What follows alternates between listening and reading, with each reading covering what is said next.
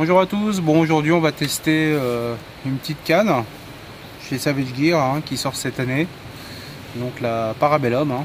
Donc là j'ai pris la plus light de la gamme sur celle en section 2 brins.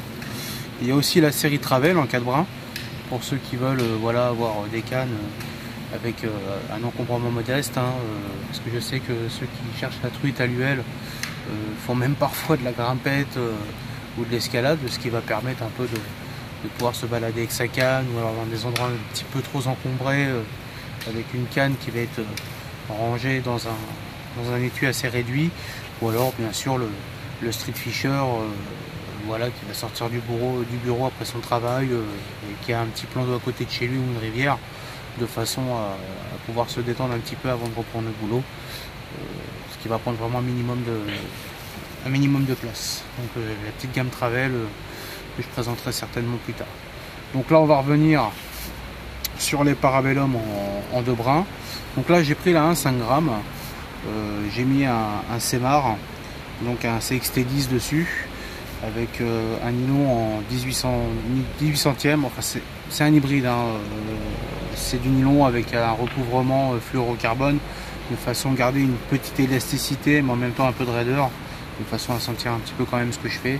Et bien sûr j'ai installé un 3D Gobi, une des nouveautés aussi de cette année de Savage Gear. Là c'est la taille 40 en 3,3 g.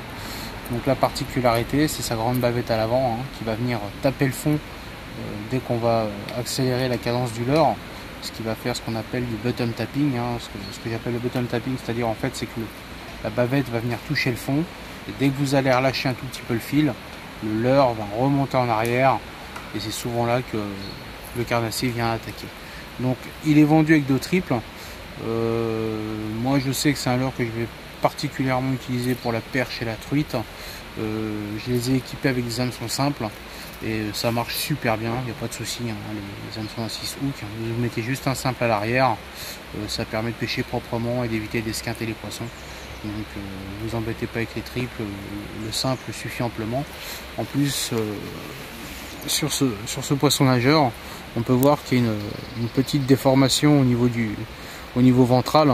En fait c'est là que sont logées les billes qu'on peut entendre.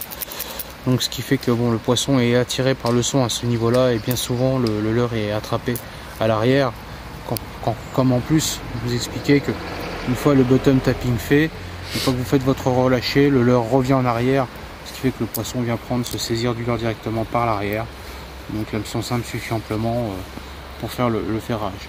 Donc les Parabellum, on a des actions qui vont de médium à médium fast. Donc là on est sur la plus light, c'est une action médium, et donc j'ai été faire un petit crash test en réservoir avec des truites qui sont relativement correctes, de façon à voir un petit peu ce que ça veut dans le ventre et les sensations que ça donnait. Et ben on va se mettre en action de pêche et vous allez voir, c'est assez sympathique. Je vous ai fait aussi des vues subaquatiques pour voir comment le poisson réagit par rapport à ces petits leurres. Donc allez, c'est parti, je vous laisse regarder. Let's go.